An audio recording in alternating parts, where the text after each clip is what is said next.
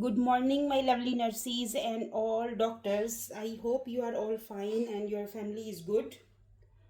Today, my question is the nurse is notified of the following client situations. The nurse should assess first the client. So, there is a four patients. The nurse uh, notified the following patient situations. So, which patient the nurse should have assessed first?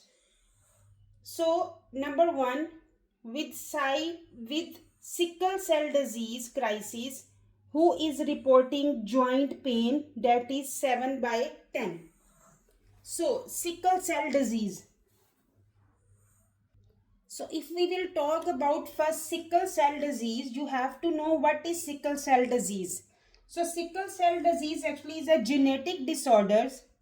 Sickle cell disease is a genetic disorder. So in what happening actually, this disorder is affecting the hemoglobin. Our hemoglobin, the sickle cell disease disorder is affecting. Actually, this sickle cell disease, a protein in our red blood cells. Sickle cell disease is a genetic disorder, is affecting our HB, especially the protein in red blood cells, RBCs. So sickle cell disease is the genetic disorders affecting our HB, the protein in the RBCs. Actually, what happened? Normally, our red blood cells are round and flexible. But in the sickle cell disease, these red blood cells are becoming sickle. Mean there is a sickles in the red blood cells. That is stiff and sticky and crescent shape like sickle. Crescent shape like sickles is becoming like this is not becoming round, is becoming sickles like a crescent shape. So what happening, these sickles stuck this abnormal cells, no, because now the normal blood cell, red blood cell is round shape and flexible, but in the sickle cell disease this red blood cells becoming sickles, and these abnormal cells can get stuck in our small blood vessels. These sickles stuck in our small blood vessels and causing pain, anemia. They are causing pain and anemia.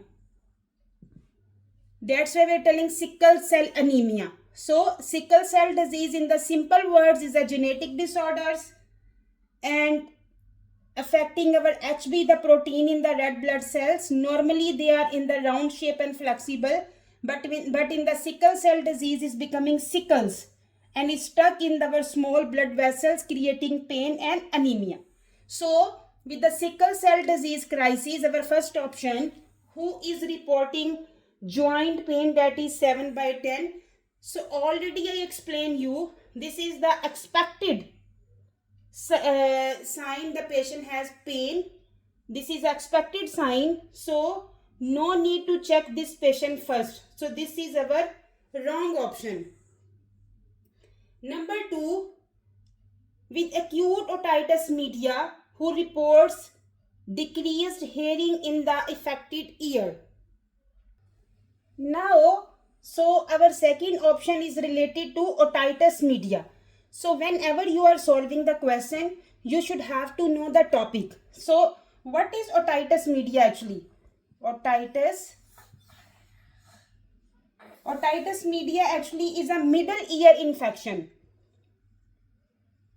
Middle ear infection. So what happening in the middle ear infection? So in the middle ear, in the otitis media, the middle ear becomes inflamed and infected. How is becoming? Actually the middle ear, our middle ear, I'm just making a rough picture, not good. In the middle ear is a air filled space. In our middle ear we have a air filled space behind the eardrum. Behind the eardrum. drum. So behind the eardrum, we have a air space, air-filled space. So when this air-filled space gets infection, so what will happen? Their fluids will build up. Fluids build up. So the otitis media is a middle ear infection, is become inflamed and infected. Where this infection is coming, the which part of the ear? So just example, this is our ear, and the ear we have in the middle ear we have a air filled space behind the eardrum. So when this space becoming infected, the fluids build up there, the fluid collection will come here, and when it get infected, fluids build up, and the fluid, what fluid will doing? Fluid will put pressure and pain. Pressure and pain.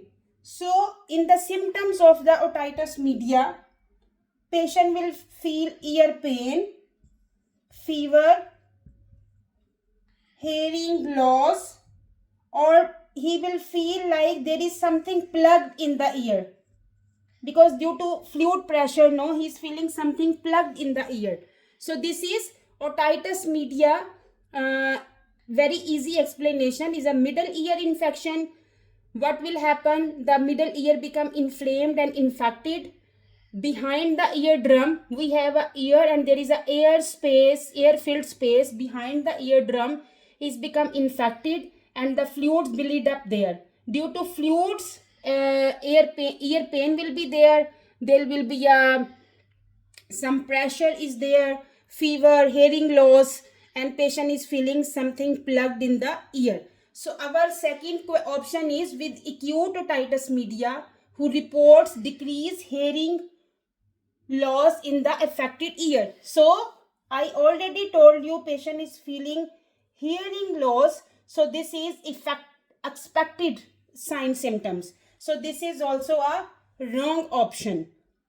Number 3, with appendicitis, who is awaiting surgery and has abdominal rigidity at temperature 101.2 38.4 centigrade. So here in this option they are telling appendicitis, so inflammation of the appendix. So inflammation of the appendix, patient have some complication of the appendix, that is appendicitis. So whenever patient with appendicitis feeling abdominal rigidity, there is a one word that is very important to understand. The patient with appendicitis who is awaiting surgery has a abdominal rigidity. If patient has abdominal rigidity in case of appendicitis, it means patient is feeling perforation. So what happening in the perforation of appendix? Perforation of appendix is the complication of the appendicitis actually. What happened? The intestinal contents leak out. Intestinal contents leak out to the peritoneal cavity. Peritoneal cavity, the intestinal contents leak out, and this is a life-threatening emergency. Life-threatening emergency, because in the manifestation of the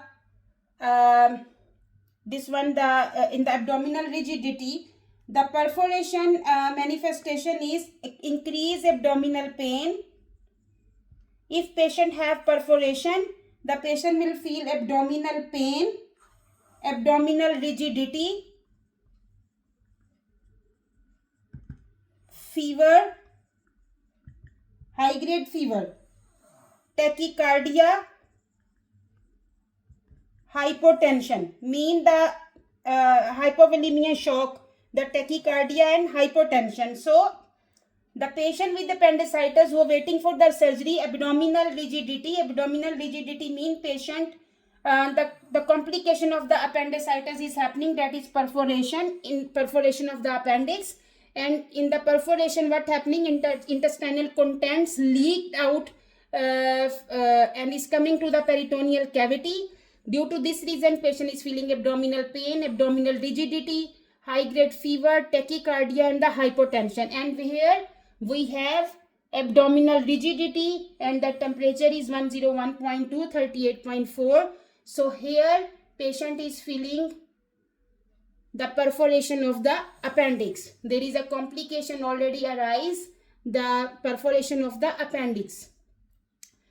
Until now, this is the good option that we have to select, but we will check the next one also. Then we will come to this option. Maybe next one is more serious problem. So next is with atrial fibrillation with rapid ventricle response RVR on a dilitazem drip with the heart rate of 90. So patient has atrial fibrillation. What is atrial fibrillation? In atrial fibrillation actually is a rapid ventricle response, mean our heart rate is uncontrolled. The patient heart rate will be uncontrolled more than 100 beats per minute.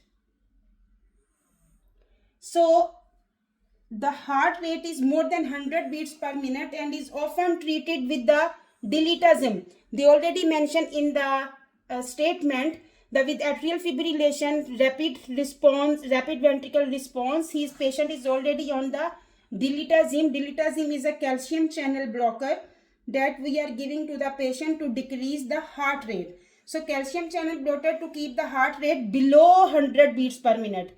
So what calcium channel blockers are doing, dilitazem, it keep the heart rate below 100 per minute. So the nurse should continue to monitor the patient because patient heart rate is 98. It's mean patient is, the heart rate is coming down. Patient is recovering. So heart rate already 98. It means patient is in good condition, but the nurse should continue to monitor the patient to check the heart rate. However, the client, so because patient is recovering 100 beats per minute, a patient is recovering, so it's mean this patient is in good condition. No need to assess this patient, but yes, continue to monitor the patient. So this option is incorrect. So our right answer is with appendicitis who's awaiting surgery and has abdominal rigidity at temperature 101 because patient has the complication of appendicitis, perforation of the appendix, and this is a life-threatening situation. Should be remove appendix as soon as possible. So should be do the this surgery should be done now. No need to await for this surgery. So I hope you understand the question explanation. If you understand, please show me your thumbs up. Thank you very much. Take care of yourself and your family. Allah Hafiz.